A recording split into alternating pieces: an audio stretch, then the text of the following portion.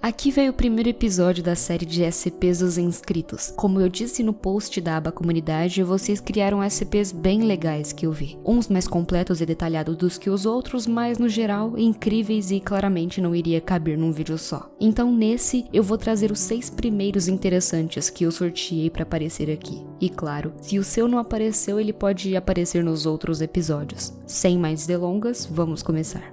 SCP-500.002-214. Toda tristeza se vai. Classe do objeto, seguro. Procedimentos especiais de contenção. O SCP precisa ser deixado numa loja de brinquedos falsa, onde vai ficar apenas para ser visto, mas nunca vai ser vendido. Ele é uma espécie de marionete sorridente simples, sendo da cor salmão claro, tendo olhos de botões e uma boca costurada. Esse SCP tem propriedades antidepressivas incríveis, fazendo não só com que aquela pessoa que tenha ele se sinta feliz, mas fazendo com que todos os pensamentos autodestrutivos e infelizes desapareçam aos poucos. Apesar de parecer benéfico para os humanos, depois de um certo tempo na posse de qualquer pessoa, ele começa a fazer com que uma pessoa libere níveis muito altos de dopamina, além de fazer com que a pessoa passe a sorrir a todo momento, até o ponto em que os músculos da sua face comecem a doer. Então, os músculos atrofiam na posição de sorriso, nunca parando de aumentar, fazendo com que a pessoa afetada comece a ter o seu rosto rasgado até as orelhas. Mas, por causa dos efeitos da marionete, a pessoa não vai se importar e vai começar a rir junto enquanto morre lentamente por causa dos seus ferimentos. E um fato divertido que o autor desse SCP fez foi que o número desse SCP foi escolhido por se parecer com a palavra sorria.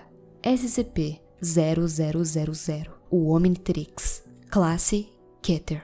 O SCP-0000 se parece com o Omnitrix original da série Ben 10, mas ele está totalmente quebrado e despedaçado, não funcionando como deveria. O portador desse relógio pode se transformar tanto nos aliens originais quanto em outros SCPs. O problema é que geralmente são predadores, ou seja, eles são perigosos demais. E como se não fosse perigoso o suficiente, também existe um perigo para o uso do relógio, o que faz ele ser usado por sua conta e risco. E o que acontece é o seguinte: ao usar esse Omnitrix, o seu corpo é tomado por uma fraqueza gigante, dando brecha para que o relógio possa controlar você.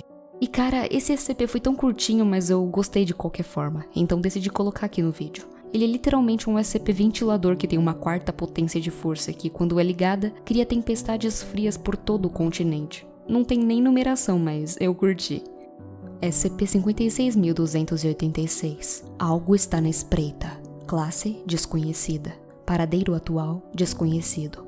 Esse é um SCP que se esconde do lado do seu olho. Ele age como um vírus que se espalha por contato visual. Ele se alimenta da paranoia das pessoas. Ele faz acreditar que há sempre algo na espreita, mas que só dá pra ver pelo canto do seu olho. Ele tem até um nível considerado de inteligência, porém, não é muito perigoso, já que o seu poder se resume em assustar os outros se escondendo nos seus olhos. Por ser uma criatura inteligente, é possível conversar com ele e até negociar. Apesar de se espalhar rápido, as suas, entre aspas, cópias somem depois de um tempo longe da original. Todas as suas cópias são, na verdade, extensões da original, e não são seres separados. Eles conseguem falar a mesma língua da pessoa que estão parasitando no momento. Não se sabe se existe mais de um exemplar dessa espécime, sem contar as extensões. O autor não soube que classificação colocar, ou como conter ele, mas disse que talvez negociar para que ele fique atormentando os classe D funcione.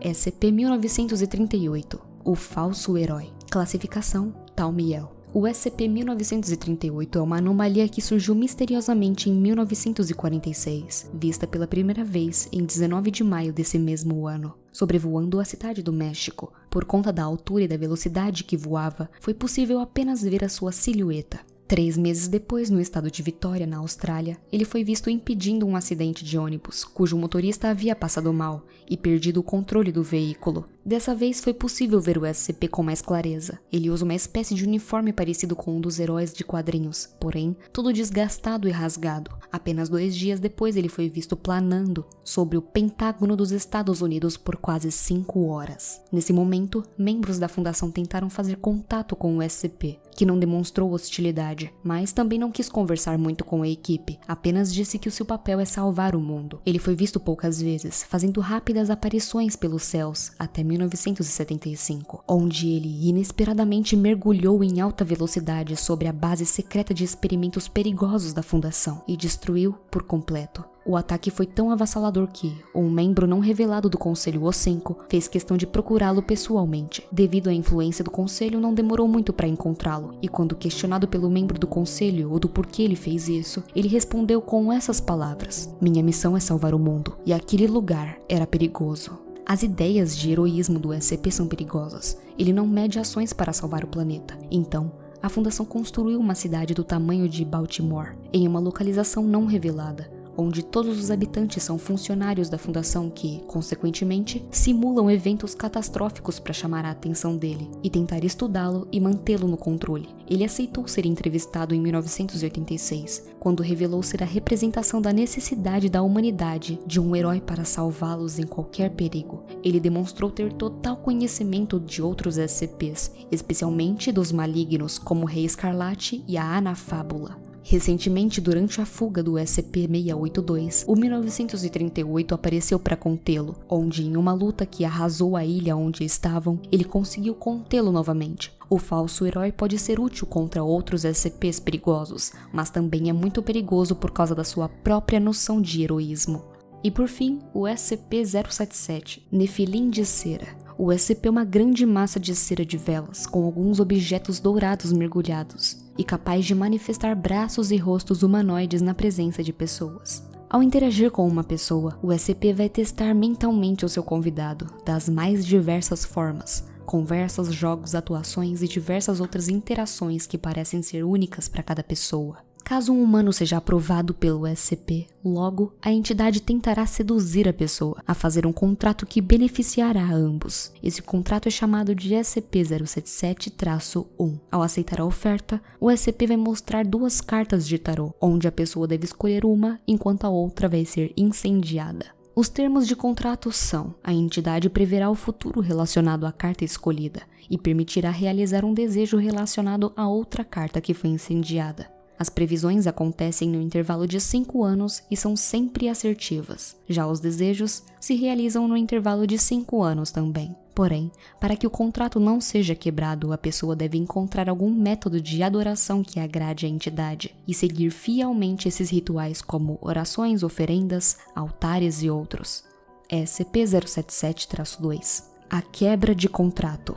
Caso o abençoado falhe em algum ritual ou negligencie seus hábitos de devoção, a entidade vai se transformar. Começará a soltar uma fumaça enquanto muda de forma. Ao final da transformação, o SCP assume uma forma de um humanoide de cera, com um corpo sem sexo, definido e atlético. Alguns detalhes em ouro, um vestido de algodão desfiado e um cetro dourado com várias cartas penduradas e balançando ao vento, com uma única vela acesa na ponta do seu cetro. Ao assumir essa forma, o SCP vai atacar quem falhou na sua fé, transformando o herege em uma estátua de cera com ossos de ouro. Após matar o seu alvo, o SCP reaparece na sua forma normal, próximo a outras pessoas que possuem contrato com ele.